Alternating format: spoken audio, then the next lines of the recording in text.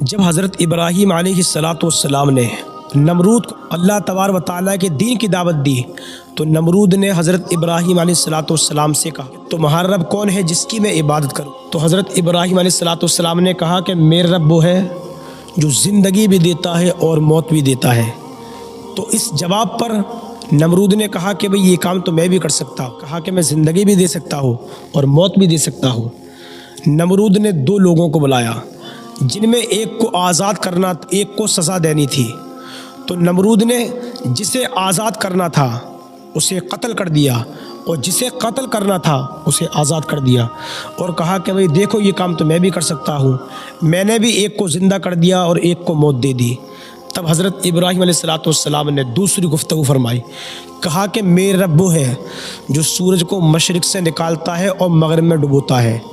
اگر تو واقعی اللہ تبارک و تعالیٰ کا دعویٰ کرتا ہے، تو خدا ہونے کا دعویٰ کرتا ہے، تو کہا کہ تو سورج کو مغرب سے نکال اور مشرق میں ڈبو کے دکھا۔ نمرود نے یہ دیکھا تو ہکا بکا رہ گیا، کہا کہ بھئی یہ تو میرے بس کی بات نہیں ہے۔ اب اس نے کہا کہ بھئی میری بات پکڑ گئی، دربار میں اس کی بے عزتی ہونے لگی۔ اور یہ بھی یاد رکھو جو جھوٹے دعوے دار ہوتے ہیں نا، ان کا آخرکار انجام ذلیل اور رسوائی ہوتا ہے۔ اب دیکھا کہ نمرود نے کہ بھئی میں ابراہیم سے ہار چکا ہوں، ابراہیم جیت چکے ہیں اور میری ہار ہو چکی ہے۔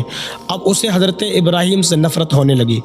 ایک دن اس نے حضرت ابراہیم علیہ السلام کو گرفتار کر لیا، گرفتار کرنے کے بعد جیل میں ڈال دیا اور گاؤں میں یہ اعلان کر دیا کہ بھئی حضرت ابراہیم کو آگ میں ڈالا جائے گا۔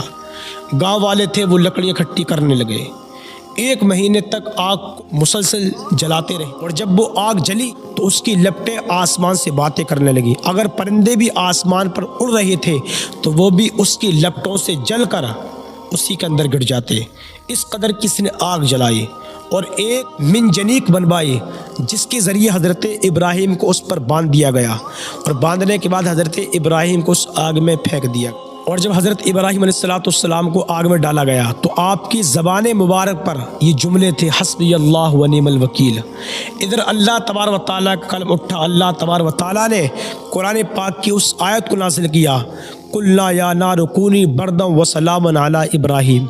اللہ نے آگ سے فرمایا اے آگ ٹھنڈی اور سلامت والی ہو جا میرے ابراہیم پر۔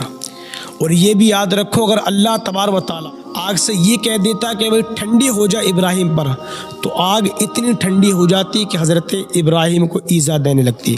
لیکن پھر اللہ تبارک و تعالیٰ نے لفظ سلام لفظ ارشاد فرمایا کہ اور سلامت والی ہو جا ابراہیم۔ اب جتنے بھی لوگ تھے انہوں نے کھول کے دیکھا کہ بھئی اب تو جل چکے ہوں، راکھ بن گئے ہوں گے۔ جب انہوں نے کھول کے دیکھا حضرت ابراہیم کو، جب نکالنے کی کوشش کی، آپ نے کیا دیکھا کہ حضرت ابراہیم علیہ السلام آگ کے جو انگارے تھے وہ پھول بن چکے تھے اور ان سے کھیل رہے۔ یہ اللہ تبارک و تعالیٰ کی شان ہے، جو اللہ تبارک و تعالیٰ بچانے پر آتا ہے تو حضرت ابراہیم علیہ السلام کو اتنی بڑی بھیانک آگ سے بچا سکتا ہے، اور جب اللہ تبارک و تعالیٰ مارنے پر آئے تو نمرود جیسے کافر کو ایک مچھر سے مروا دیتا ہے۔